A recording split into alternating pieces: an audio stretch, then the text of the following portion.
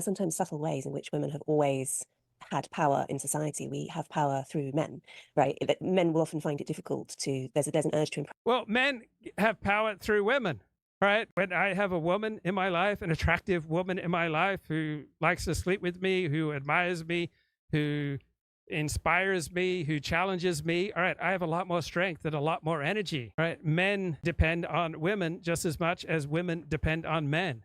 It's not like, oh, women only exercise their power through men.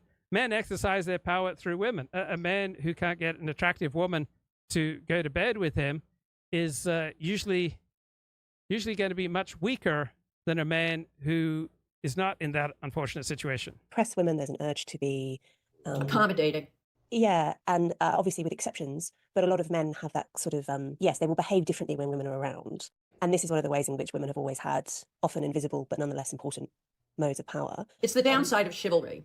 Right. And I mean, chivalry was kept within bounds because women were kept within bounds. I mean, let's be quite clear. There were many restrictions on women, collective restrictions on women and norms that held them back. And once those dissolved, chivalry became dysfunctional, because it goes too far. It's funny because one of my favorite expressions, and when I teach my students, I teach a course in conservative political and legal thought, which, is quite a heavy lift of a course there. But I always quote Lord Patrick Devlin, who was a conservative jurist in Britain in the late part of the 19th, early part of the 20th century. He said in his debate with H.L.A. Hart, and there's so much wisdom here, fornication will never be wiped out. Back then, fornication was considered, very undesirable. It will never be wiped out. The key is to keep it within bounds. Mm-hmm. And that expression, to keep it within bounds, is such a wonderful, useful, all-purpose trope for how we ought to govern our society and how we ought to govern academia, our institutions, vis-a-vis the demands of, the preferences of any given group that stood outside but now comes in to the equation.